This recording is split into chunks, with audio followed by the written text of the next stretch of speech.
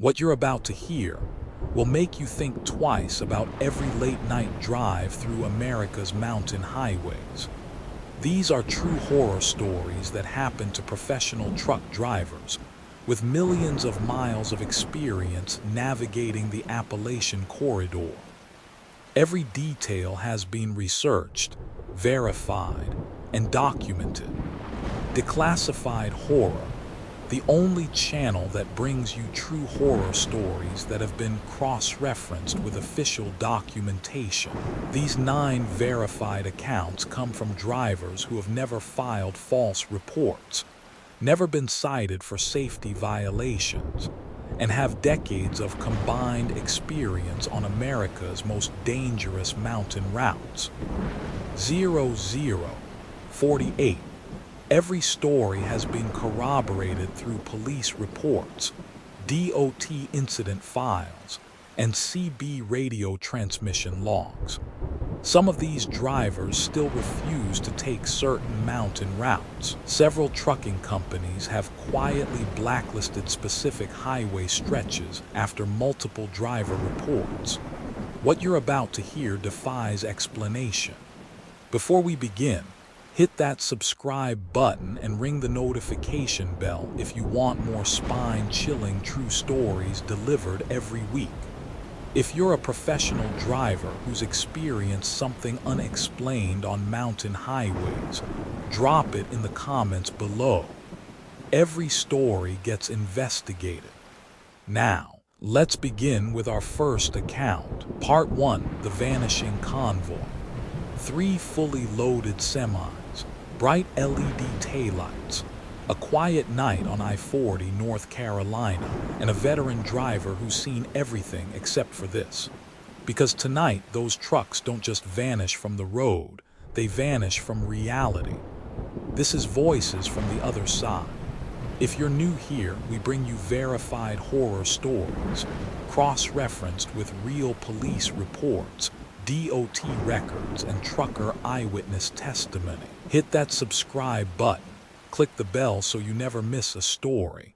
And if you've ever experienced something strange on the open road, drop your story in the comments. It might be our next investigation. We open on Ron Tex Haskins, a 54-year-old long-haul veteran with 7 million accident-free miles under his belt. His ride, a 2021 Freightliner Cascadia pulling a reefer trailer, grossing 200 pounds with a full load of produce. He's running I-40 eastbound just past Statesville, NC. Weather, clear skies, 50 degrees F, minimal traffic. It's 2:13 a.m. Ron is a man of routine. Dashcam recording. 2CB. A Cobra 29 LX on channel 19 and a handheld for backup. He logs everything: fuel economy, tire pressure, brake temps. In nearly 3 decades, he's never filed a single insurance claim or police report. That's why what happens next is so disturbing. Because if he says 3 trucks vanished, DOT believes him. At mile marker 153, Ron spots 3 rigs ahead. Kenworth T680 hauling flatbed steel coils, Missouri plates. Volvo VNL 860, FedEx tandem trailers. Peterbilt 389 pulling a livestock hauler, North Carolina farm plates. They're cruising tight formation, something Ron respects. Old school drivers, he mutters. He eases back to a 7-second following distance.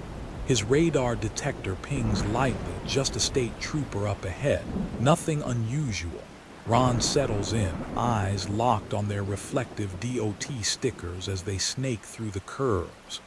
At mile marker 156, Ron notices something odd.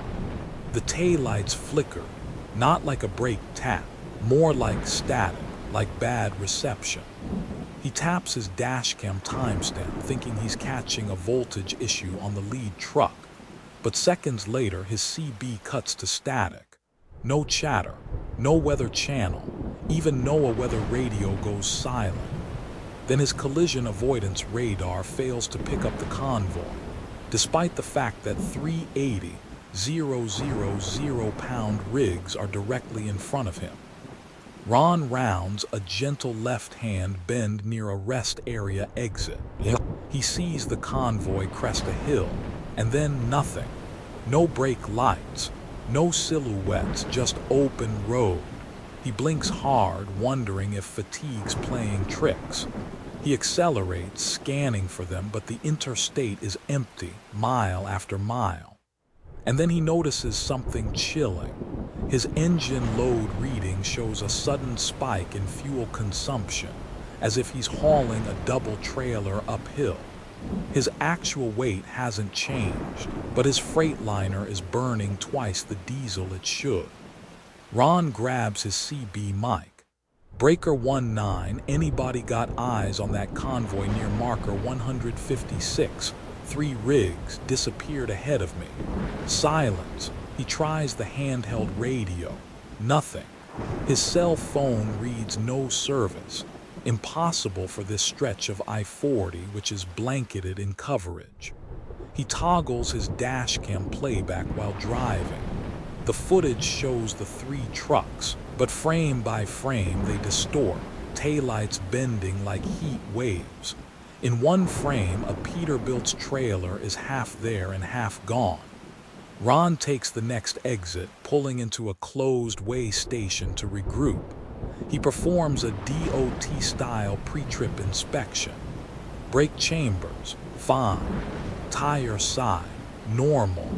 No signs of mechanical issues. But when he checks his fuel logs, he's already burned through 40 gallons in 90 minutes, a figure that doesn't make sense for his gross weight or terrain. It's like the truck had been fighting drag or pulling invisible weight. His ELD shows no errors.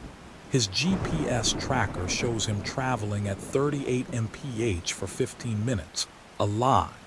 He was cruising at 68 mph. Ron calls his dispatcher through the Qualcomm satellite unit. Dispatch confirms no network outages, and troopers haven't reported accidents or delays. He replays the dashcam footage for dispatch. They see nothing but empty road, no trucks, no flickering lights, no convoy. DOT inspectors at the Statesville Way Station review Ron's ELD and dashcam. Both appear tampered with, or worse, they show data that physically contradicts engine diagnostics. Fuel burn 42, 1 gallon/hour. Turbo boost, fluctuating as if climbing steep grades. Engine load percent, pegged at 95%. But GPS altitude logs, flat. Meanwhile, NC State troopers review traffic cameras for that night. None show 3 trucks in convoy formation at the reported time. Only Ron's Freightliner, driving alone. DOT investigators quietly tell Ron this isn't the first time. In 2021, a FedEx double vanished near the same stretch. In 2019, a livestock hauler's logbook recorded phantom weight for 90 miles before the truck reappeared in Tennessee. No public reports exist. Drivers go missing. Companies stay silent. Insurance pays. Cops write it up as fatigue and life goes on. One investigator admits.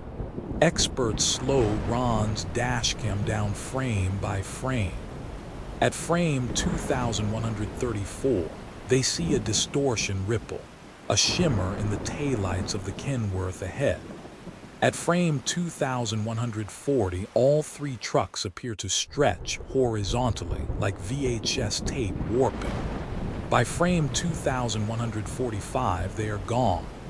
A single frame shows a blue flash illuminating the interstate, but there was no lightning, no other vehicles, and no power lines nearby. Truckers start whispering. On CB forums, they call that stretch mile 156 the gap. Some blame magnetic anomalies. Others say old Appalachian rail tunnels beneath I-40 interfere with electronics. One theory claims phantom convoys are echoes of trucks lost decades ago, drivers running the same route forever. Ron laughs off ghost stories until his Freightliner starts burning fuel at double rate on every run past that marker. Mechanics find nothing wrong. Engine teardown shows perfect compression. Ron refuses to haul loads through that corridor at night. His official DOT report is filed under equipment malfunction, but off-record, investigators flag it as a Type 7 anomaly, a classification reserved for incidents involving time or spatial distortion. Months later, another driver claims to see Ron's exact truck, same decals, same trailer, running westbound near the same exit at 2:13 a.m. But Ron was 80 miles away, hauling lettuce to Raleigh. What happened on I-40 that night? Did 3 rigs slip into another time, or did Ron cross into theirs? If you've driven those Appalachian corridors, you know the air feels different out there. The weight on your rig changes. The hum of your engine sounds wrong. Here at Voices from the Other Side, we bring you only the most disturbing, verified trucking horror stories. If you've got a story of your own, drop it in the comments. Every single one gets investigated. Don't forget to like this video, share it with a driver who runs nights, and subscribe for new episodes every week. And next time you're eastbound at mile 156, keep your CB on. Someone out there might be calling for help from another world. Part 2, the hollowed out rest stop. It was supposed to be a quick nap, a safe stop at a Kentucky rest area before dawn. But when Sarah opened her eyes, she wasn't in the world she knew anymore. The rest stop had aged 40 years overnight. The vending machines were empty. The payphones were dead. And there was one man waiting for her who knew her name before she said a word. Sarah Green, 29, is an independent hauler. 5 years of experience running LTL freight across the Midwest and South. She's known for hyper-precise logbooks and avoiding unnecessary risks, especially at night. That's why her dispatcher was surprised to see an unscheduled stop pop up in her GPS ping logs at 2:47 a.m. along I-75 near London, Kentucky. Sarah herself wouldn't remember parking there, at least not in the way she thought. Sarah was hauling pallets of industrial paint supplies, grossing 400 pounds on a 2018 Kenworth T680. She'd been on the road for 11 hours, well within legal HOS limits.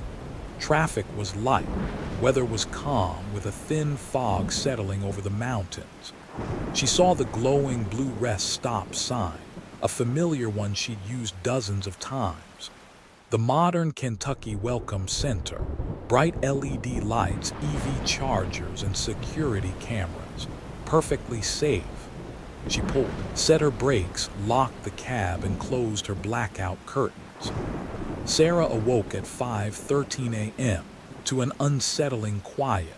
No cars passing, no semis idling nearby, just wind rattling the trailer doors. When she peeked through her curtains, she froze. The LED lights were gone. The parking lot was cracked and faded, overgrown with weeds. The EV chargers had vanished, replaced by a single dim sodium vapor streetlight buzzing overhead. The modern Welcome Center building, gone. In its place stood a small brick structure with peeling paint, a vending area with broken glass, and 2 rusted payphones dangling on frayed cords. Her GPS showed no location data, just searching for signal. Sarah stepped out of her truck cautiously. The air smelled old, like mildew and engine oil. There were no other vehicles, no tire tracks in the dew. She approached the payphones. Both were dead, coin slots jammed.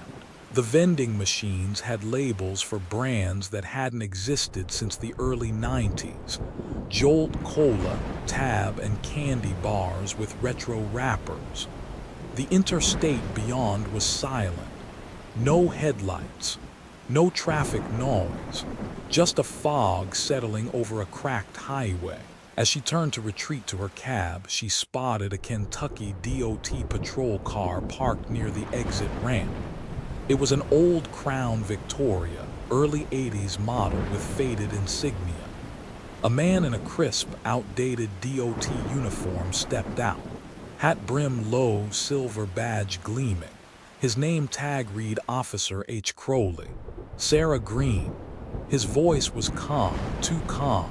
Sarah froze. She hadn't told anyone she stopped here. "Yeah, that's me," she said cautiously. "Good, you're early," he replied. Crowley asked for her paperwork.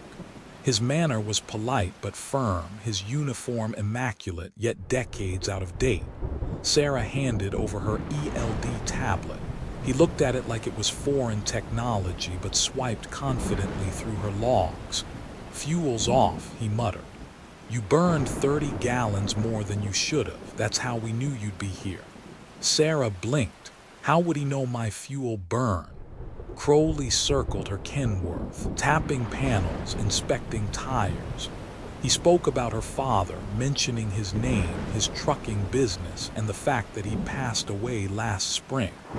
Sarah had never met this man, and that detail wasn't public. Crowley directed Sarah inside the small brick building for a paperwork check. The lobby was dimly lit by flickering fluorescents. The furniture looked straight out of 1984. Wood paneling, orange plastic chairs, rotary phones. A wall map showed Kentucky highways, but many routes hadn't been built yet. On the bulletin board, missing trucker posters, all dated between 1979 and 1987. One of the faces made Sarah's stomach turn. It was a woman who looked just like her, wearing a CB radio headset. Crowley handed her a carbon copy inspection ticket with her name pre-typed at the top. "Stay off this road after dark," he said flatly. "Not just for you, for him too." When Sarah asked for who, Crowley only smiled. Sarah grabbed her paperwork and bolted. Her Kenworth was still there, untouched. She started the engine and floored it out of the lot. As she checked her mirrors, the rest stop disappeared behind her, just open forest and unmarked asphalt. Her GPS reconnected 5 miles down the road, showing her near a modern welcome center she'd sworn she'd just left. She circled back. It was pristine, full of cars and semis. Bright LED lights, no cracks in the pavement. Crowley's patrol car was gone. Sarah unfolded the inspection ticket. It was dated June 14, 1984. The ink was smudged but legible. Inspection complete. Driver cleared for Route 75 southbound. Recommend alternate route after sundown. A DOT case number at the bottom led nowhere. Kentucky DOT records showed no inspections logged under her name that day, because she hadn't been stopped. But when she checked her ELD data, it showed a mysterious, stationary period of 47 minutes, and her odometer recorded 26 extra miles that weren't on her route plan. Sarah's fleet safety officer submitted her story to the Federal Motor Carrier Safety Administration, FMCSA. Their analysts found no trace of Officer Crowley, but the name appeared in a 1985 accident report. Crowley had died in a multi-truck collision on I-75, near the same rest stop. The welcome center she described had been demolished in 1992. The site had been rebuilt a mile south, yet Sarah's dashcam footage showed grainy video of the old rest stop, complete with the Crown Vic cruiser. Local drivers whisper about ghost posts, abandoned way stations, and rest stops that sometimes reappear at night. They say these places pull in drivers who shouldn't be there yet.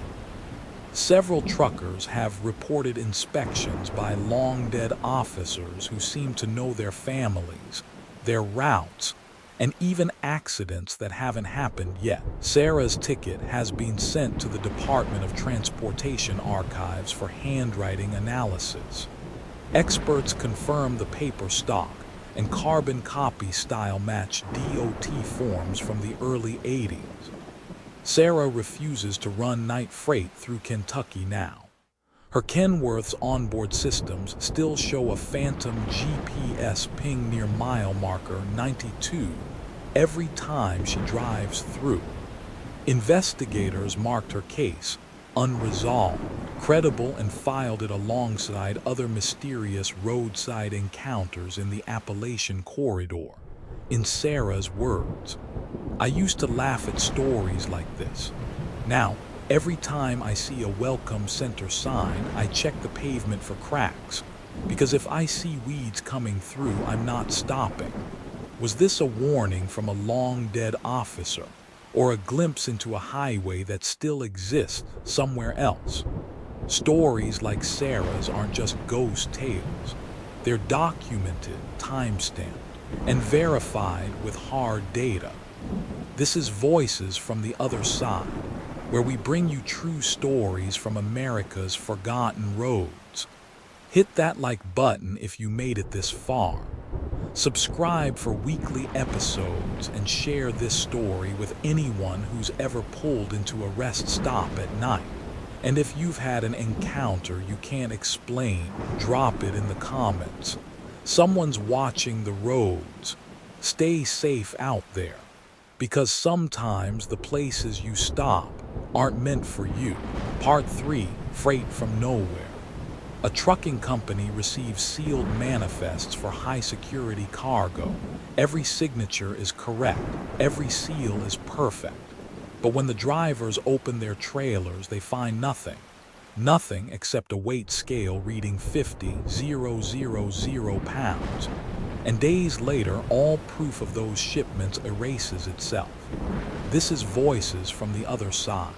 We investigate stories the industry won't talk about. Hit subscribe, click the bell, and share this episode if you've ever hauled a load that didn't feel right. And if you've seen something impossible on the road, leave a comment. It may be the next case we cover. Horizon Logistics isn't small time. They run 350 trucks out of Atlanta, specializing in secure government freight. Their clients include military contractors, pharmaceutical companies, and tech labs.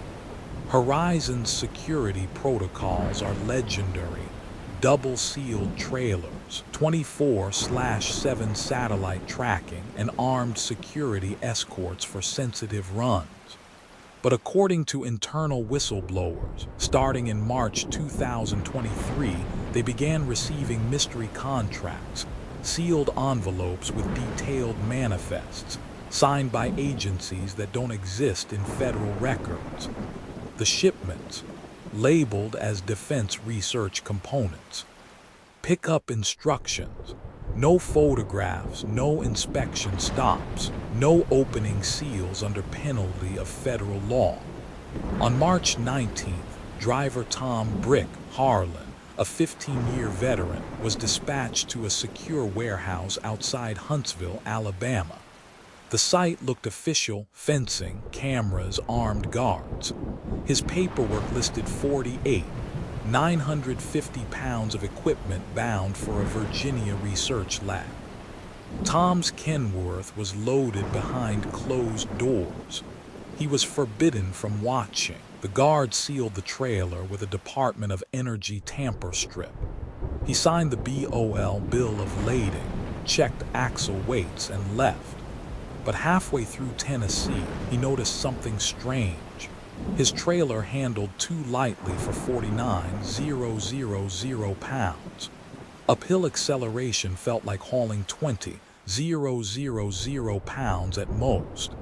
Yet at a DOT weigh station, his axle weight was perfect, exactly 48,950 pounds. The trailer felt empty, but the scales didn't lie.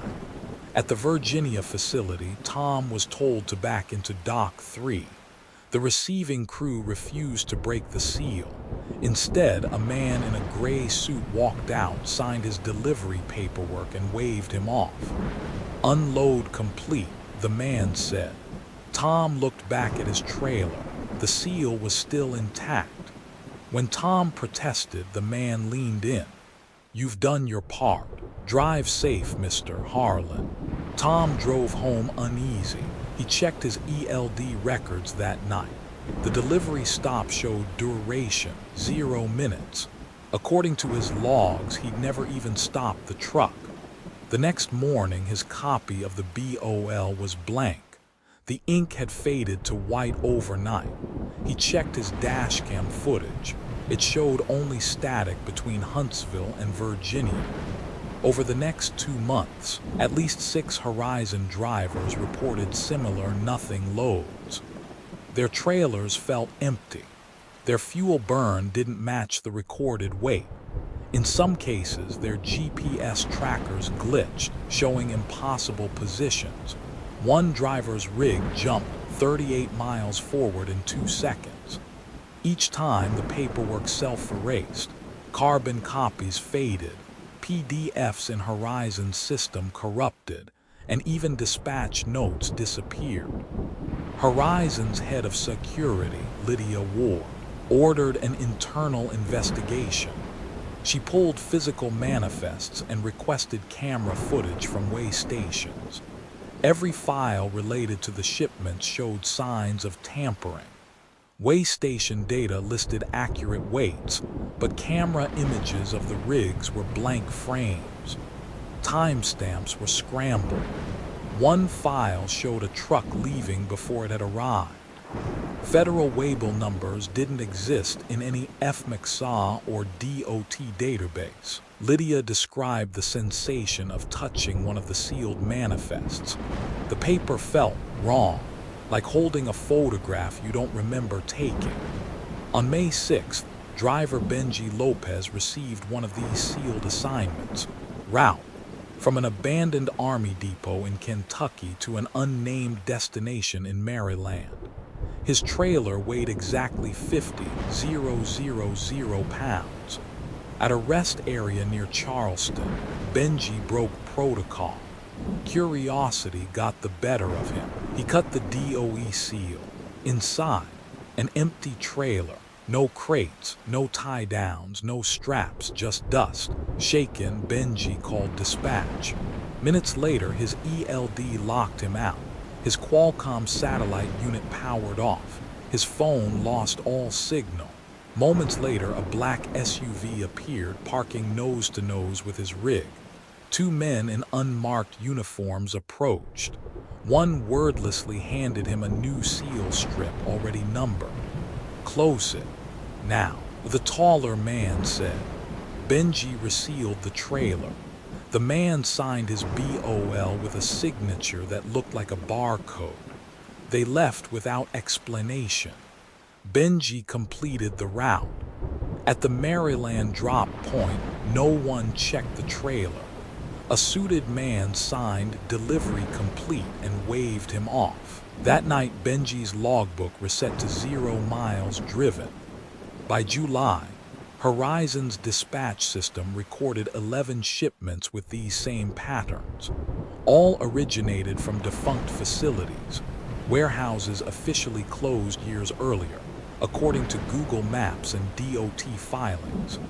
When Lydia tried to trace the payments, the funds came from shell companies with no tax ID. Every invoice vanished within 24 hours. She printed copies of all digital manifests. Within days, the ink had bled away, leaving blank paper. Through a trucking union contact, Lydia discovered 2 other logistics companies, one in Missouri, one in Texas, had received identical sealed manifests. One company lost 4 trailers entirely. Drivers arrived at delivery sites, but GPS logs showed they'd never left the yard. Their rigs were found a day later, parked neatly in random locations, with odometers showing 0 miles traveled. DOT records for those loads were corrupted. The weigh station scans all showed accurate gross weight, but the license plates were blurred in every photo. One mechanic at Horizon decided to run a side experiment. He snuck a wireless temperature probe into a nothing load trailer. Mid-route, the temperature dropped to 34 degrees F despite no refrigeration units. The probe also recorded unexplained spikes in electromagnetic interference strong enough to fry electronics. When the trailer returned, it was physically spotless, but the aluminum floor had faint magnetic scoring, like something heavy had been dragged. Despite weighing 50,000 pounds, the tires showed no compression patterns expected from that load weight. It was as if the weight existed only on the scales. Horizon contacted the FMCSA for clarification. The agent on the line went silent when Lydia read a specific waybill number aloud. 10 minutes later, Horizon's entire dispatch system went offline. When it came back, all records of the call and the mysterious loads were gone. 2 weeks later, Lydia received a non-disclosure notice from a Division of Strategic Transport Security, an agency she'd never heard of. The letter warned her that discussing those shipments would result in revocation of operating authority. The drivers involved refused to talk publicly. Most have left trucking entirely. One anonymous driver claimed, "We weren't hauling freight, we were hauling a hole, like the trailer was full of gravity and nothing else." Lydia has resigned from Horizon Logistics. She claims she still receives blank envelopes every month with a simple typed message. "Thank you for your service." Horizon's financial records show millions in untraceable revenue spikes, coinciding with these ghost shipments. Are these shipments experiments, weapons, or something that doesn't belong in our reality at all? When paperwork erases itself and cargo has weight but no mass, someone's rewriting the rules of physics. This is Voices from the Other Side, bringing you the stories that trucking companies bury and investigators can't explain. Like this video if you made it this far. Subscribe for new verified accounts every week. Share this episode with a driver who's seen strange freight. And if you've ever hauled a load that felt wrong, comment below. Because someone out there knows exactly what you were carrying. Part 4, the CB channel that shouldn't exist. Truckers call it the channel that isn't there, Channel 22, a frequency no one uses. But on I-77 in the Appalachian tunnels, some drivers swear they've heard voices, calm, precise, giving directions to roads that don't exist. Those who follow don't come back, except one, and the voice that saved him was his own. This is Voices from the Other Side. Subscribe, share this episode, and if you've ever heard whispers over a dead channel, drop your story in the comments. Your voice might help someone else make it home. Interstate 77 cuts through some of the steepest terrain in West Virginia. Long tunnels, sudden fog, and patchy CB coverage make it a nerve-wracking run, especially at night. Most drivers monitor Channel 19 for road chatter, Channel 9 for emergencies. Channel 22, it's practically abandoned, no dispatches, no trucker traffic, and officially designated for non-urgent local use. But starting in August 2023, drivers began reporting crystal clear transmissions on Channel 22. calm voices giving step-by-step directions to alternate routes or emergency detours. Except these roads don't exist on Rand McNally, GPS, or Google Maps. On September 14th, 3 drivers out of Charlotte were running a midnight convoy through the East River Mountain Tunnel. All 3 were veteran haulers, running loads of medical equipment bound for Pittsburgh. Their last transmissions came just before 1:00 a.m. Copy, taking that turn now. Should shave off 40 minutes. Appreciated, Dispatch 22. None of the 3 ever arrived. Their rigs weren't found on I-77, nor on any alternate highway. Search teams combed every truck stop, pull-off, and ramp. Not a trace. 3 full tractor trailers gone. DOT way stations showed their rigs passed through Bluefield WV but vanished from the network minutes later. Kevin Murphy, 36, has been driving OTR for over a decade. On October 2nd, he was running solo northbound through the same tunnel, his CB radio on channel 19 as usual. At 1:47 a.m., a voice cut through static. Kevin, copy. Kevin froze. The voice knew his name. Yeah, go ahead, he answered cautiously. Take the next left after the mile 42 marker. Safer route, lighter grades. Kevin didn't recall any mile 42 exit. He reached for his atlas, nothing. GPS, blank. The voice pressed. You're heavy tonight, trust me. Against his better judgment, Kevin followed. Kevin saw a green exit sign he swore hadn't been there before. Route 93A. The ramp was narrow, crumbling, lined with rusted guardrails. He eased his 80,000 pound rig onto it, expecting to rejoin I-77. Instead, he found himself on a 2-lane mountain road with no center line. No houses, no lights. The fog was so dense he slowed to 20 mph.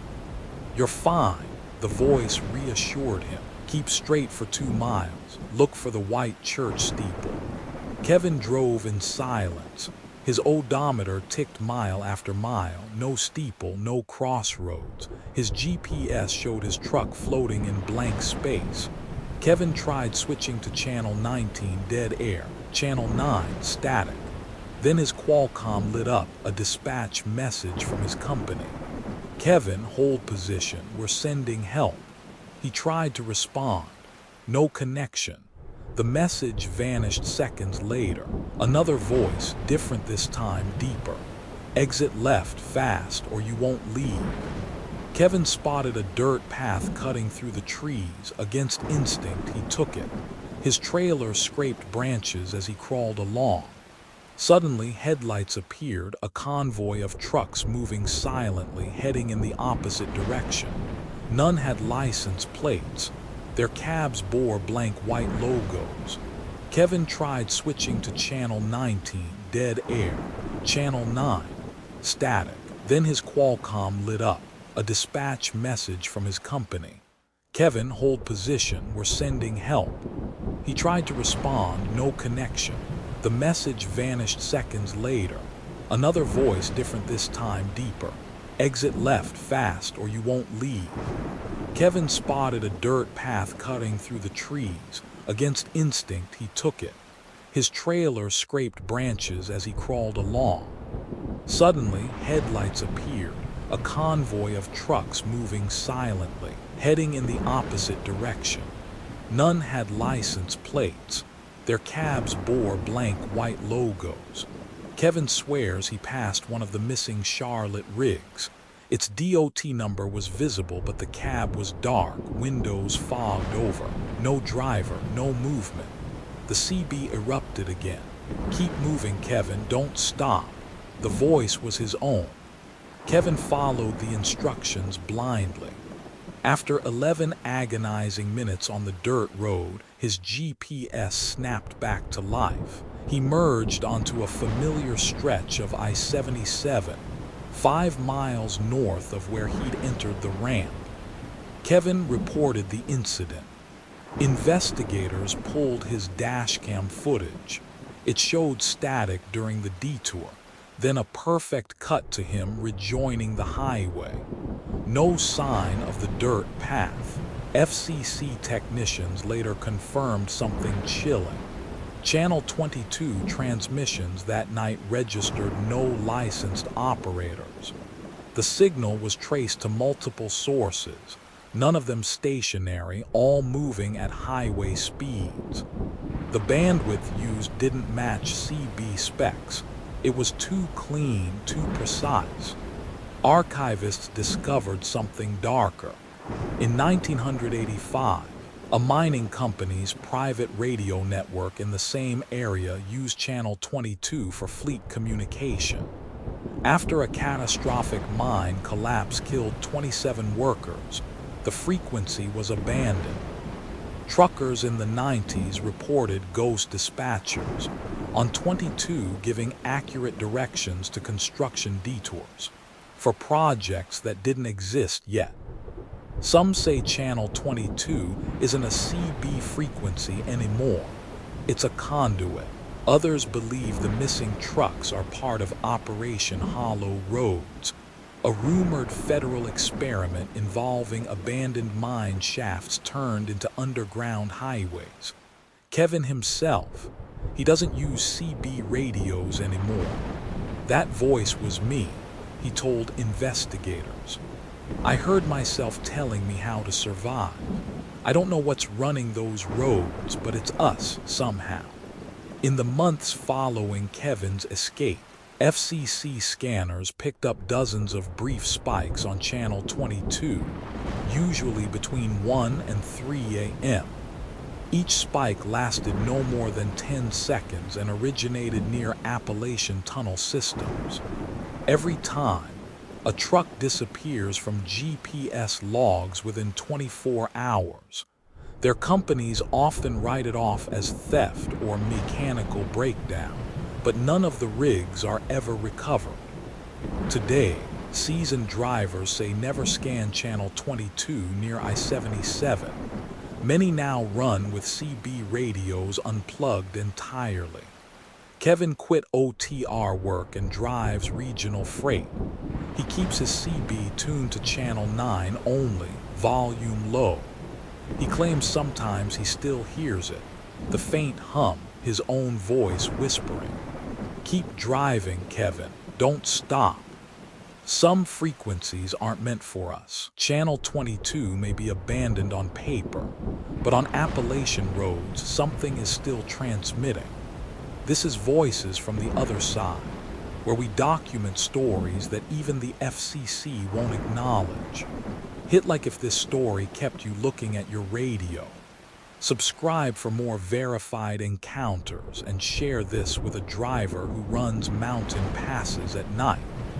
If you've ever heard a voice on a dead channel, comment below, because someone out there is still listening. Part 5, The Ghost Fleet Mechanic.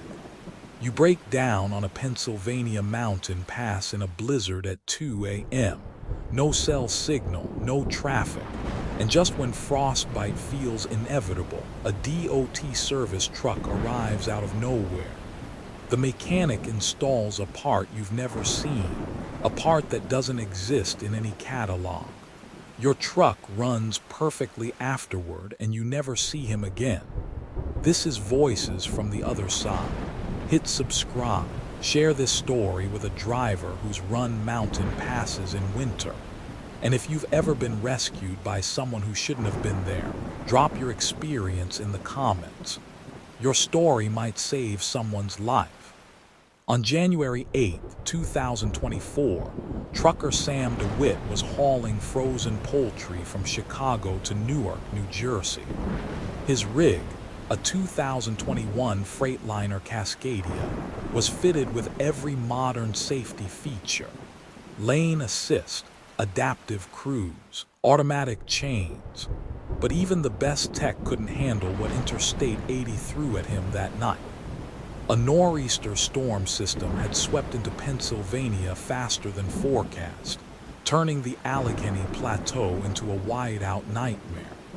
Snow dumped 4 inches an hour, winds gusted at 50 mph, and visibility dropped to near zero. At 1:53 a.m., somewhere between Clarion and Du Bois, Sam's Cascadia shuddered, dashboard alarms lit up, and his engine lost power. The truck limped to the shoulder and died completely. Sam radioed distress calls on Channel 9, no response. He tried calling dispatch, no service. His ELD froze, screen flickering like a bad TV. Inside his cab, the temperature plummeted. His bunk heater refused to start. He layered every jacket he had, but the cold gnawed through him. Snow piled up around his truck, muffling sound and visibility. He later told investigators, "It felt like I was the last person alive out there. Like every mile of I-80 was buried under ice, and I was parked at the end of the world." At 2:47 a.m., after nearly an hour of silence, he saw headlights in his mirrors. A bright orange service truck rolled up behind him, flashing DOT logos and emergency strobes. It looked brand new, state-of-the-art snow chains, spotless paint despite the blizzard, and no road grime. A man stepped out wearing cold weather gear with DOT patches. His name tag read R. Hayes. Sam noticed something odd. The jacket design was outdated, like something from the early 2000s. Hayes spoke calmly over the storm. "You're losing injector pressure. ECM's shot. Let's swap it." Sam asked how he knew. Hayes smiled. "I know your truck." Hayes pulled a replacement ECM engine control module from his service truck, a part Sam swore wasn't manufactured for his 2021 model. It was smaller, sleeker, and its casing looked like brushed titanium, not the usual aluminum. Hayes installed it in under 15 minutes, no diagnostic tools, no laptop. He bypassed factory harnesses with unfamiliar connectors and sealed the ECM with a DOT engraved plate. Sam climbed back in, expecting error codes. Instead, the Cascadia roared to life, engine smooth, quieter than ever. Hayes closed the hood, brushed off his gloves, and handed Sam a printed service slip stamped with Emergency Division Class 7, Mountain Corridor. Sam had never heard of that division. When Sam reached a TA truck stop 2 hours later, he pulled out the slip to show a fellow driver. The paper was blank. Even the DOT watermark had vanished. The ECM Hayes installed. It wasn't in any parts catalog. Freightliner dealerships later confirmed his VIN showed no ECM replacement history. His truck warranty records were untouched, but Sam's rig had changed. His fuel economy jumped by 15% overnight. Idle was so smooth it felt like an electric engine. GPS tracking showed impossible precision, down to inches. Sam reported the incident to his company's safety manager, who contacted the Pennsylvania DOT. They claimed no service trucks were dispatched on I-80 that night. Snowplows hadn't even run that stretch due to whiteout conditions. State troopers reviewed dashcam footage Sam provided. The service truck headlights were visible, but the video glitched every time Hayes appeared. No face, no plates. The DOT logo was blurry. One trooper off the record told Sam, "We've heard of them. We call them the Ghost Fleet. You get a roadside repair, but the truck's never logged. Be grateful. Most don't get saved out there." Digging deeper, Sam found trucker forums filled with similar stories. In 1999, a driver broke down in Wyoming during a blizzard. A DOT mechanic appeared, fixed his rig, and vanished. His invoice faded blank. In 2011, a tanker driver swore a fleet of orange rescue trucks escorted him through a mountain pass in Colorado, except no one else on CB Channel 19 saw them. In 2016, a car hauler claimed a federal tow pulled him from a ravine at night. No police report, no record logs. Truckers began calling them the Ghost Fleet. Curious, Sam paid an independent mechanic to examine the ECM Hayes had installed. The mechanic, a 30-year veteran, was baffled. This thing isn't OEM, it's aerospace tech. The circuit boards aren't even boards, they are woven filaments like fabric. Whoever made this has tech 20 years ahead of us. They tried scanning it. The tool crashed instantly. No serial numbers, no FCC certifications. When they pried the casing open, Sam said he felt a low-frequency hum, like standing near a high-voltage transformer. Through whispers in trucking circles, Sam heard about Division 7, an alleged DOT unit operating beyond state jurisdiction to ensure freight movement under extreme conditions. Some say they are part of FEMA continuity operations, keeping critical cargo moving even during disasters. Others insist they are not government at all, but private contractors testing advanced logistics tech. Every driver who's seen the Ghost Fleet says the same thing. 1, they appear when you're truly stranded. 2, they don't take payment. 3, they leave no record. Meteorological records confirm that January 8, 2024 saw a sudden microburst snowstorm over the Allegheny Plateau. Visibility dropped below 10 feet in minutes. State plows were pulled off I-80 at 1:30 a.m. due to operator safety concerns. Yet Sam insists Hayes arrived less than an hour later in a perfectly maintained truck. His logbook shows ECM failure at 1:53 a.m., followed by a complete power cut. By all rights, he should have frozen in that cab. Instead, his Cascadia restarted at 2:22 a.m., and he rolled into a truck stop at 4:17 a.m. with full heat and a flawless engine. Sam's company pulled telematics data. Everything between 1:53 and 2:22 a.m. was wiped. The GPS map showed him parked, ignition off for the entire period, yet his odometer recorded 7 miles traveled during the repair window. No tire tracks were found in the snow the next morning. It's like they picked the truck up, fixed it, and set it back down, Sam said. A retired DOT maintenance worker agreed to speak anonymously. Division 7 been around for decades. They don't report to DOT, not really. I've seen their rigs, they are spotless even during storms. They've got parts that don't exist yet. They show up when a breakdown would bottleneck something vital. You don't call them, they find you. When asked how they find drivers, the technician only said, "Your ELD isn't just logging hours, it's broadcasting." Sam's ECM bore the same DOT Class 7 engraving seen in Rebecca Stone's case from Part 5. Her truck's ECM upgrade also improved performance beyond factory standards. Investigators noted identical magnetic scoring on both parts, as if they'd been machined with tech unavailable in the trucking industry. Rebecca's rescue team identified themselves as Emergency Road Service Division 7. Hayes' name appeared in her report, too. Both rescues happened in life-threatening weather. Both repairs erased themselves from federal databases.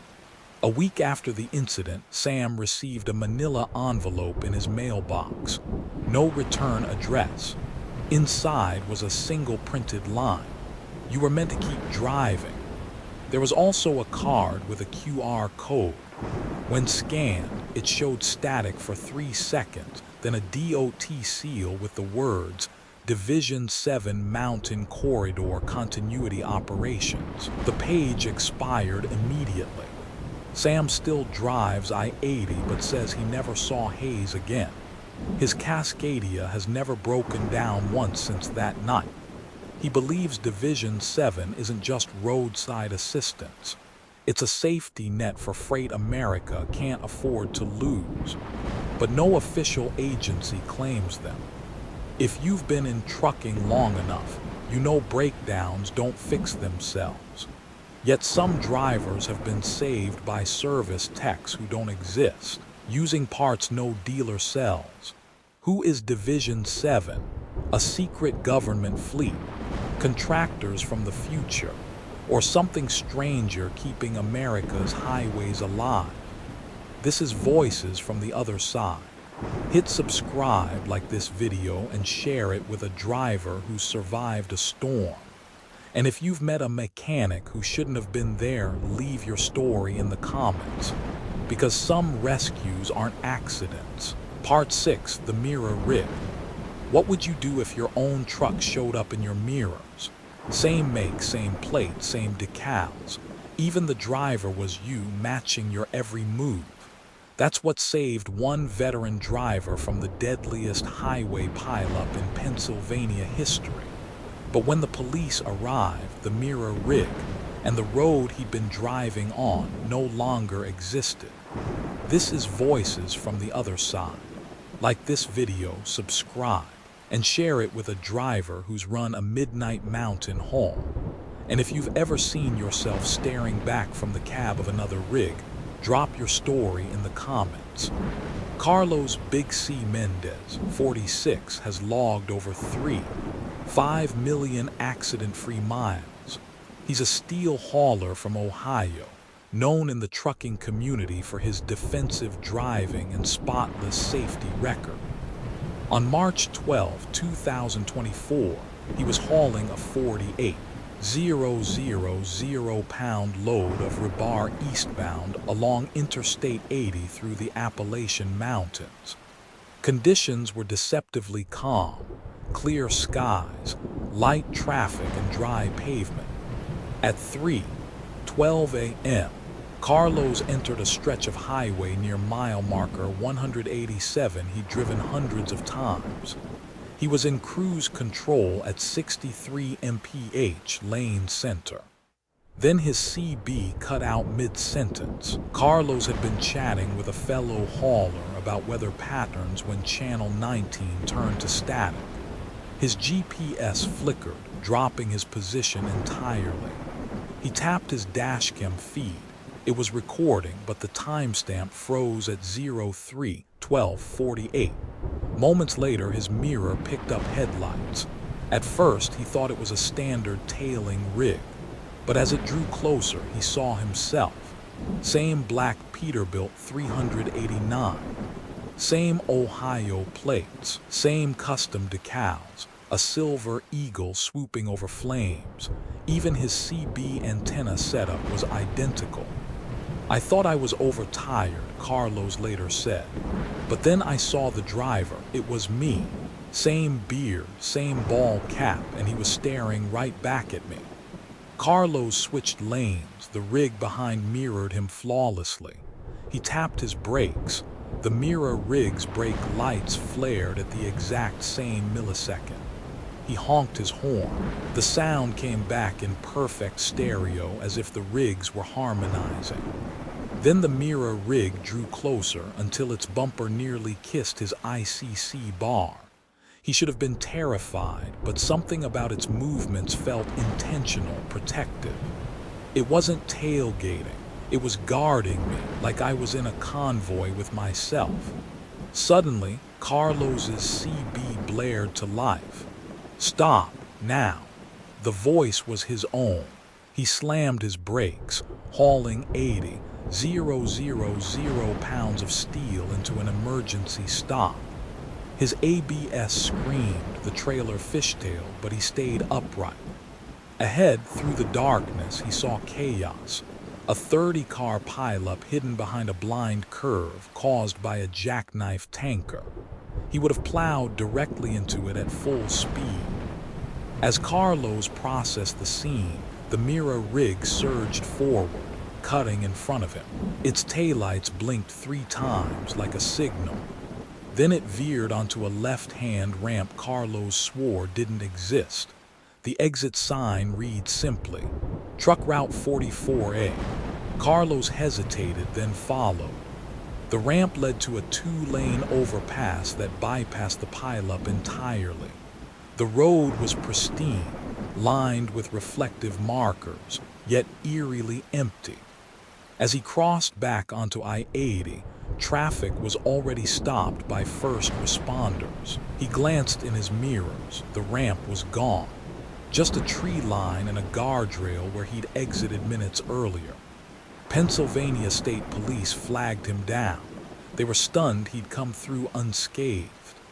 Dashcam footage from other vehicles confirmed the pileup began at 3:13 a.m. The crash blocked all eastbound lanes instantly. No one reported a bypass route. Carlos showed them his GPS log. It showed him teleporting. He was on I-80 one moment, then 7 miles past the crash scene.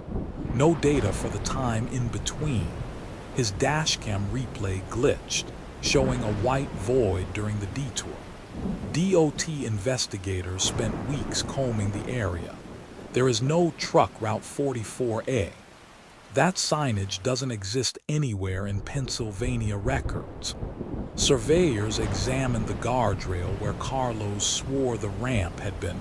No recent construction, no tire marks. But police drone footage revealed something chilling. For a brief 3 minutes, a road-shaped shadow appeared in infrared imaging, stretching from the overpass area to the opposite embankment, like a ghost of infrastructure that wasn't there. Carlos wasn't the first. Federal Motor Carrier Safety Administration, FMCSA, reports from the last decade contain 13 unexplained accounts of mirror rigs. A driver in Virginia saw an identical tanker guiding him through dense fog to a rest stop that didn't exist. A Colorado reefer hauler claimed his twin rig blocked him from merging into a crash. A Wyoming cattle driver said his duplicate signaled him to pull over seconds before a rock slide crushed the highway. None of the rigs were ever traced. All drivers claimed their saviors were themselves. Satellite imagery from March 12th showed something investigators couldn't explain. At 3:14 a.m., I-80's eastbound lanes near mile 187 vanished from thermal imaging for 47 seconds. During this blackout, ground-penetrating radar briefly showed an entirely different road alignment. An abandoned route decommissioned in 1979 after multiple fatal pileups. Carlos may have been rerouted through a highway that hasn't existed in 45 years. Paranormal researchers claim certain Appalachian interstates are thin zones, where reality overlaps with past and future timelines. Drivers in these zones sometimes glimpse roads from decades ago, alternate versions of themselves, vehicles that never existed. A former Pennsylvania DOT engineer speaking anonymously said, "Some roads aren't just asphalt, they're memories etched into geography. If conditions are right, maybe those roads remember you back." Leaked documents obtained by a journalist suggest the Department of Defense has mapped temporal weak points along major freight corridors, particularly through Appalachia. The document referenced Project Mirror Hall, an initiative to study how professional drivers unconsciously navigate dimensional overlaps. Drivers with long, accident-free records like Carlos seem to trigger these alternate routes in emergencies. This mirrors pun intended revelations in Part 5 Division 7 storyline, hinting that these rescues may not be purely supernatural but guided interventions. Carlos hasn't driven at night since. He told voices from the other side, "I saw myself save my own life." That does something to your head. Sometimes I dream I'm the driver in the other truck and I'm watching me from behind. I don't know which one of us made it home. Police body cams show him pale and shaking after the incident, repeating, "It was me. I was driving both trucks." Was Carlos saved by a guardian angel version of himself, a ghost road from 1979, or something engineered by a secretive agency? Whatever it was, 38 people survived the I-80 pileup because Carlos never reached it. And somewhere, in a reality just out of reach, there's a man driving an identical Peterbilt, watching over his other self.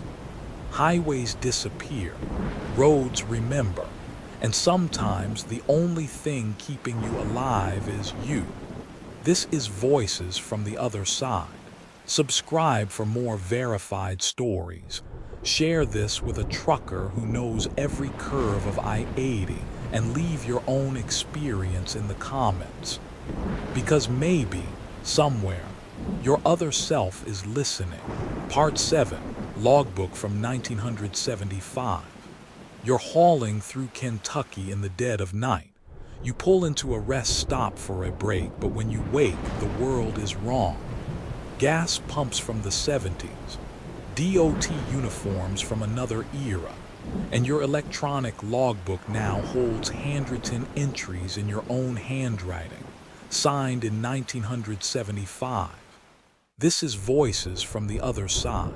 Subscribe, hit the bell, and share this story with a driver who knows what it's like to wake up and not recognize the road.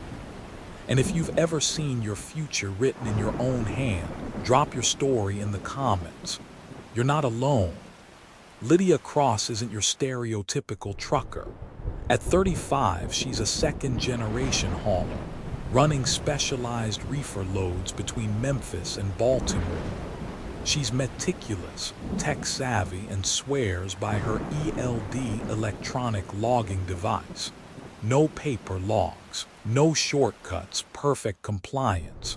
Her rig, a 2022 Volvo VNL 760, refrigerated trailer, GPS trackers, dash cams, and a laptop full of route optimizers. She calls herself a driver of data, the kind who relies on digital certainty to survive an industry built on chaos. On May 2nd, 2024, Lydia left Nashville with a high-priority shipment of insulin. Her route would take her through I-64 East, cutting into Kentucky's backroads near midnight to hit delivery windows. Weather was clear, traffic light, no signs of trouble. At 2:17 a.m., exhaustion hit. Lydia scanned her GPS for safe parking. Nothing but rural exits for miles, except for a small icon labeled Dixon Ridge Rest Area. She'd never heard of it. Google Maps offered no reviews, no street view, just a dot. The turnoff was freshly paved but narrow, lined with reflective posts. She followed it 2 miles through dense woods before the trees opened into a sprawling rest stop. But something felt wrong. The gas pumps were old mechanical models with spinning numbers. A Coca-Cola sign blinked neon red, its paint flaking. A payphone booth stood near the entrance, glowing under buzzing sodium lamps. It looked abandoned yet perfectly maintained, like stepping into a photograph from 1975. Lydia parked, set her ELD to off-duty, and stepped out to stretch. The air smelled of diesel and wet asphalt, but also of something metallic like old pennies. A man in a Kentucky DOT uniform approached, clipboard in hand. The uniform was crisp but outdated, navy wool, brass buttons, and embroidered patch reading Commonwealth Transportation. "Evening, MS. Cross," he said, smiling warmly. "We'll just need to verify your permits." She froze. "Excuse me, how do you know my name?" The man ignored the question, flipping through papers on his clipboard. He listed her CDL number, carrier name, trailer VIN, and even her mother's maiden name. "I'm fine, thanks," Lydia muttered, backing toward her truck. "I'll do my break and go." The man tipped his hat. "Suit yourself. The logs will keep." Back in her cab, Lydia glanced at her ELD. The screen glitched, flashing like an old CRT monitor. Then the digital interface vanished, replaced by a sepia-toned page with handwritten notes. And there at the bottom, May 3rd, 1975, hauling insulin through Dixon Ridge. Expect inspection at Hazard County Way Station. Don't panic, the officer is calm. LC. It was her own signature. Same slanted L, same looped C. She'd signed her name 1,000 times on shipping bills. This was unmistakably hers. More entries appeared, flipping backward through decades.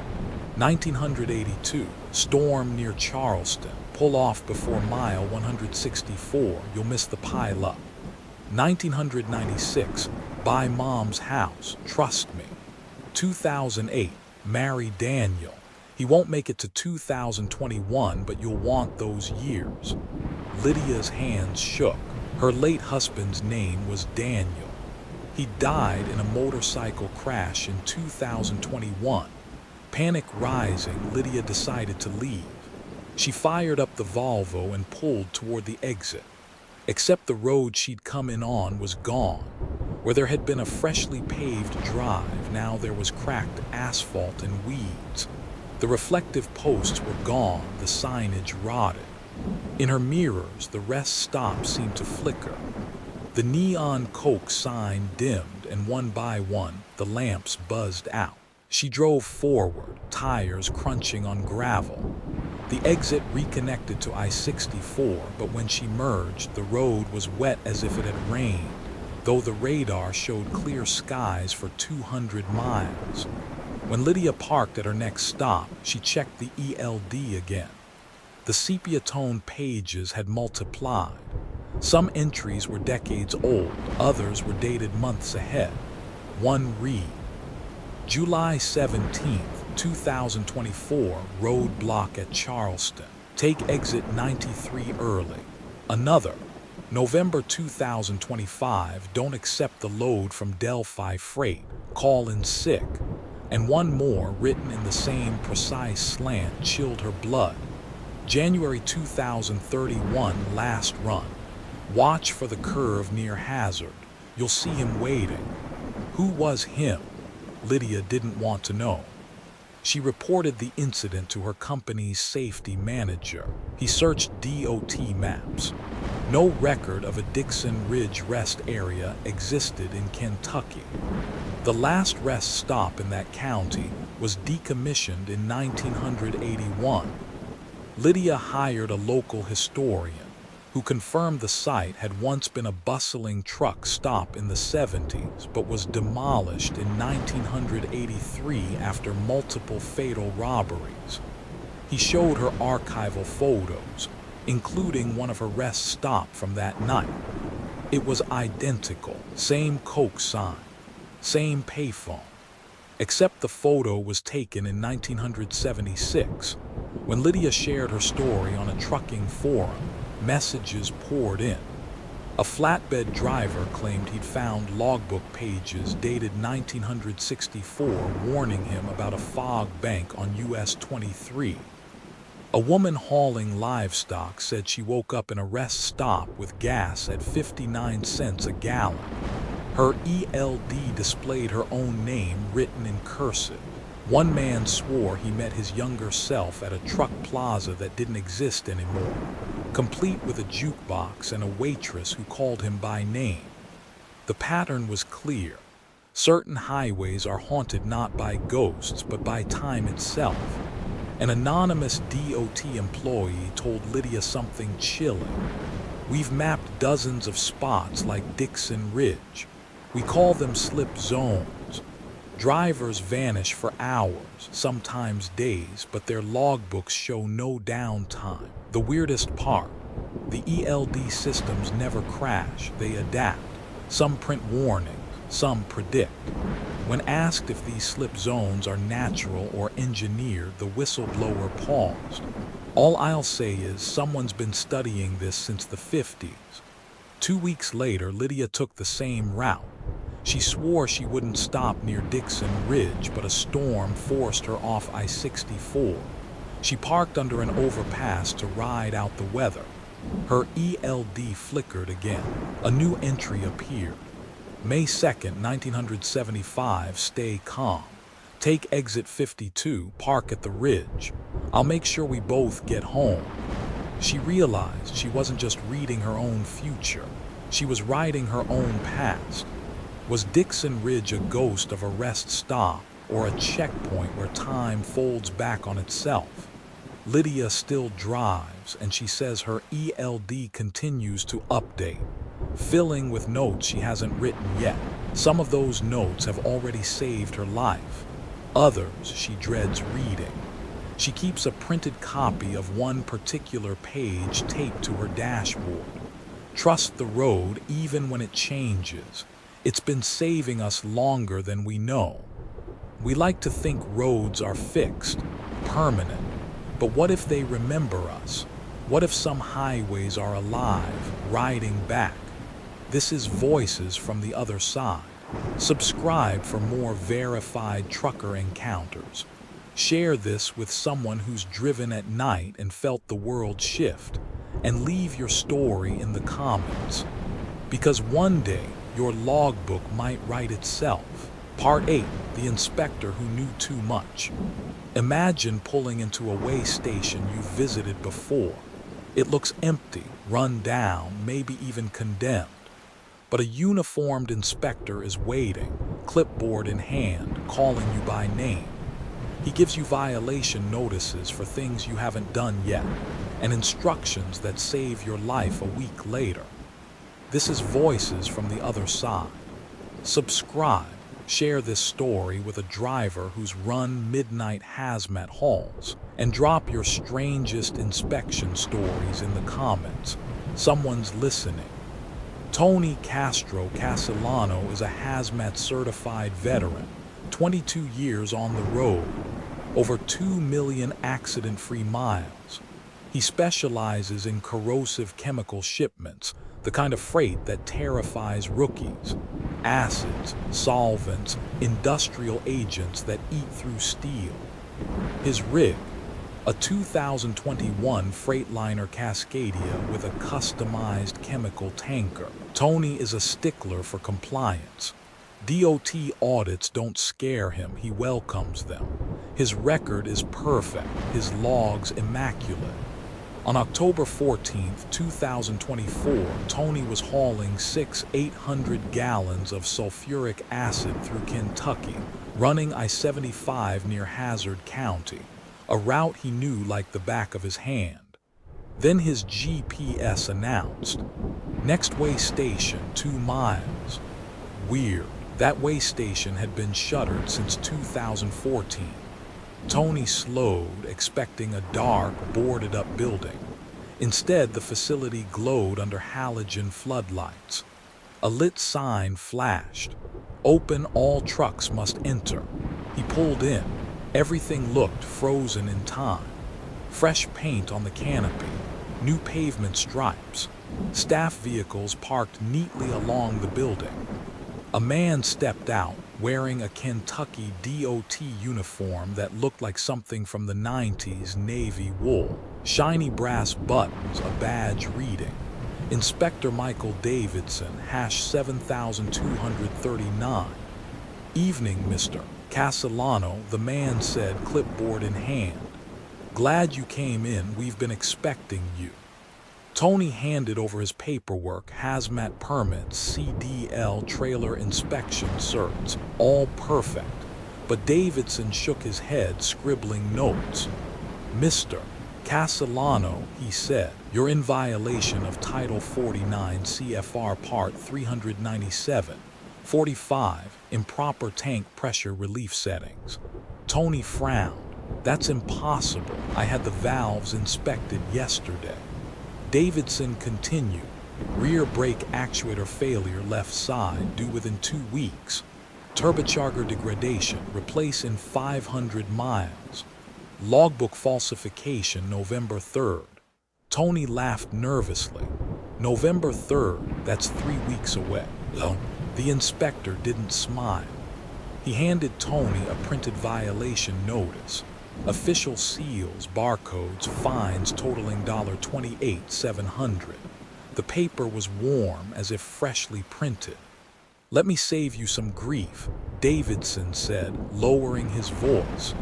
"That turbo's going to fail on I-81, mile marker 217. If you don't slow down, you'll jackknife on black ice.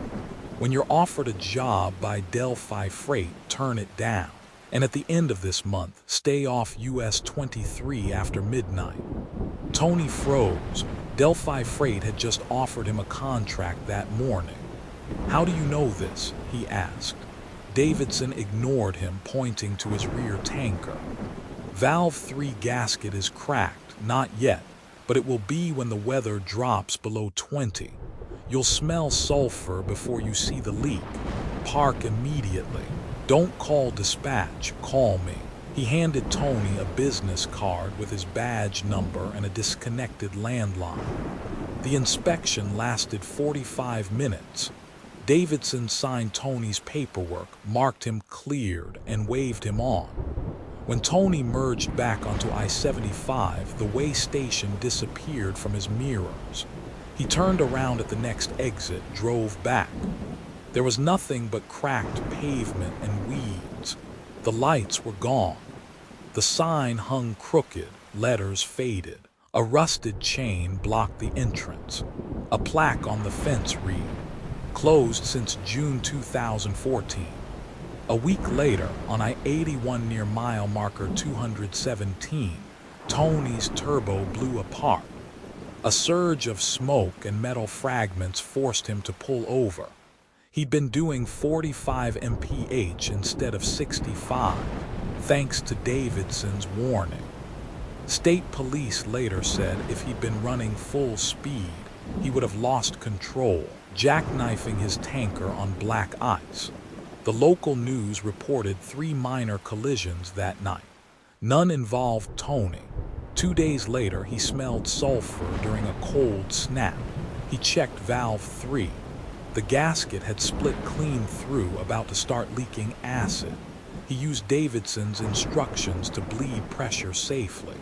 The emergency call center dispatcher confirmed. Those steps aren't in any DOT manual.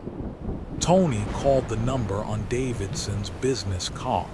A robotic voice replied, "This number is no longer in service." He emailed Kentucky DOT. "No Inspector Davidson on record. Badge #7239, retired in 2018. He even drove back to the way station in daylight." Locals told him the facility had been boarded up for 10 years. One old-timer muttered, "They shut that place down after that tanker explosion." Davidson died in the blast. Tony dug deeper, finding a newspaper clipping.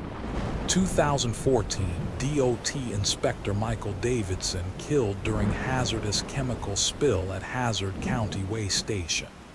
The article included a photo. It was the man who'd inspected him. On Halloween night, Tony received a fax on his truck's Qualcomm satellite unit, a feature his company hadn't used in years. It read, "Remember what I said about US 23. If you see the barricades, don't stop. Don't trust the officers." That weekend, Tony diverted his route, skipping US 23 entirely. He later learned that at the same time he would have been passing through, a multi-vehicle pileup involving 2 hazmat tankers erupted, killing 5. The barricades had been part of a detour.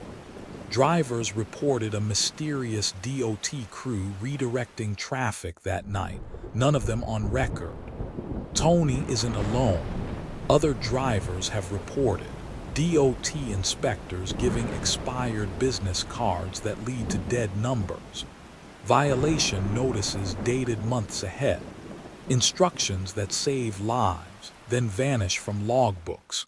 Paranormal researchers call them echo inspectors, entities that may be time-looped DOT officials, reliving their final days while trying to warn drivers. But a former FMCSA analyst, speaking under anonymity, offered another theory. There are patterns on these highways. Some inspectors don't stay dead, and some way stations aren't gone, they're out of phase. Think of them as checkpoints between timelines. Tony still carries the future-dated violation notice in his cab. He says the fines are real, stamped with DOT seals. Every time he pulls into a way station, he wonders if he'll see Davidson again. If I do, Tony says, I'll thank him, because I think he's still working the job, just not in this world. Some stations close. Some inspectors retire. Some even die. But on these highways, none of that matters. They'll still flag you down, clipboard in hand, making sure you survive your next run. This is Voices from the Other Side. Subscribe for more verified trucking encounters. Share this with a driver who knows every DOT stop and leave your story in the comments. Because one day, you might be the next name in someone else's inspection log. Part 9, Operation Ridgepoint. 8 truckers. 8 stories of highways bending reality. Ghost way stations, time-slipped rest stops, phantom convoys, logbooks that write themselves. On February 14, 2025, they all received the same midnight dispatch, leading to a facility not listed on any map. What waited for them deep in the Appalachian Mountains wasn't just an explanation.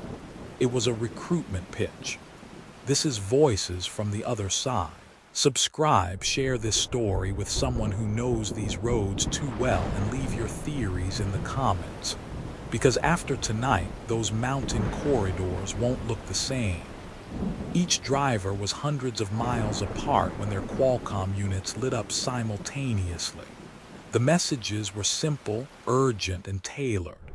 Vincent McKenzie, emergency haul, engine components for generator support, coordinates incoming. Amanda Torres, oversized medical freight, night run authorization confirmed. Marcus Jackson, critical reefer cargo, expedited clearance. Danny Rodriguez and Lisa, secure comms equipment, load waiting. Rebecca Stone, insulin shipment for FEMA relief. Carlos Menz, structural steel for disaster barricades. Tony Castellano, chemical stabilization agents. Hazmat authorization pre-cleared. Each set of coordinates pointed to the same location. A patch of wilderness in the Daniel Boone National Forest, Kentucky. What struck them most was how detailed the instructions were, accounting for their rigs, trailer specs, even fuel stops. They'd never seen dispatch routing this precise. By 2:00 a.m., headlights began converging on a narrow, winding logging road that shouldn't have been passable for 80,000-pound rigs. Yet the pavement was newly poured, wide enough for 2 semis, lined with security cameras and motion sensor lights. Vincent's CB crackled. Convoy inbound. Maintain speed, no passing. Welcome to Ridgepoint. One by one, the drivers fell into formation, headlights carving through dense fog. They'd never met in person but recognized each other's voices from trucking forums and rumors about the haunted routes. They emerged into a hidden valley. What they saw felt like a military base, but older, concrete bunkers, radar dishes, reinforced gates. The sign at the checkpoint read only. Ridgepoint Research authorized vehicles only. Armed guards in unmarked uniforms waved them through. No logos, no agency patches, just a Black Hawk insignia stitched onto their sleeves. Inside, floodlights illuminated rows of pristine loading docks. The place was silent except for generators humming low, their sound muffled like the air itself was thick. They were escorted into a dim conference room lined with monitors showing satellite imagery, highway maps, and footage from their own dash cams, angles they didn't remember recording. A woman in a charcoal gray suit stepped forward, ID badge reading. Director Sarah Chen, Level 7 clearance. "Thank you for coming," she said. "You've all been driving through corridors of reality instability. We call them liminal zones. You've seen the slip stations, the ghost convoys, the alternate logbooks. Tonight, you're going to help us map them." She gestured at a wall-sized projection, a map of the Appalachian Mountains overlaid with red and green dots. The dots pulsed faintly, like a heartbeat.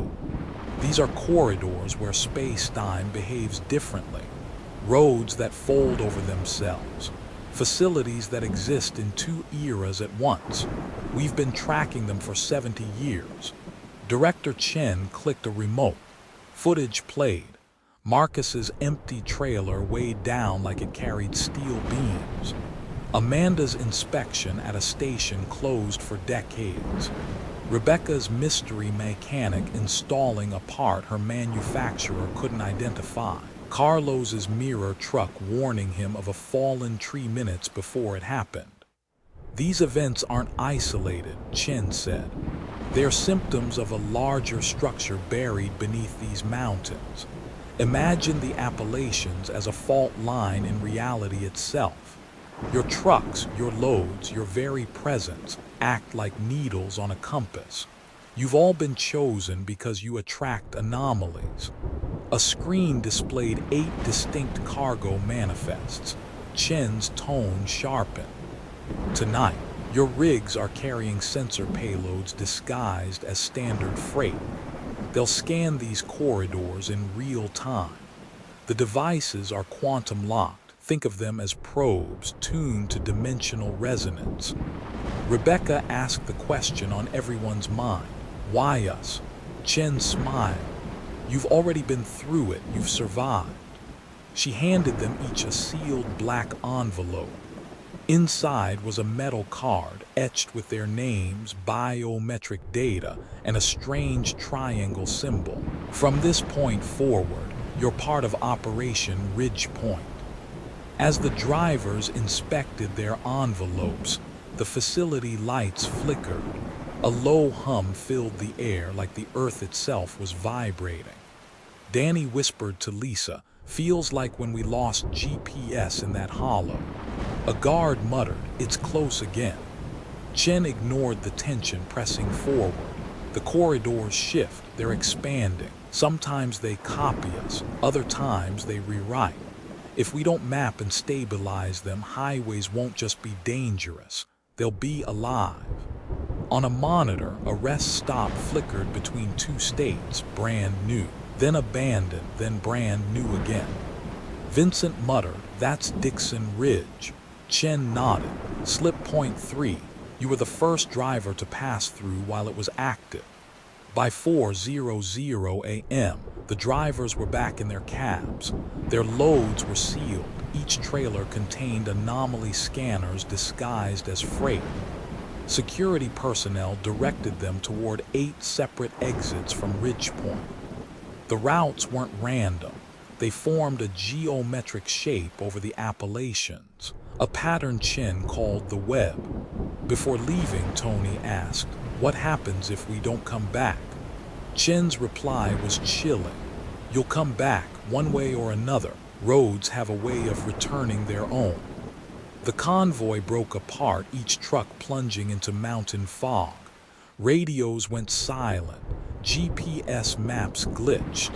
Lydia's ELD flickered again, handwriting appearing. You're close now. Trust the triangle. Marcus swore he saw another version of his truck on a ridge above him, headlights blinking in warning. Rebecca's fuel gauge dropped sharply, then rebounded. Carlos's mirror showed two versions of himself driving. As they crossed known slip zones, their dash cams caught impossible images. Roads folding like ribbons, tunnels looping back on themselves, and ghost towns that hadn't existed for 50 years flickering to life. None of the drivers remember exactly how they left Ridgepoint that night. Each claims the roads changed around them, delivering them back to familiar highways by dawn.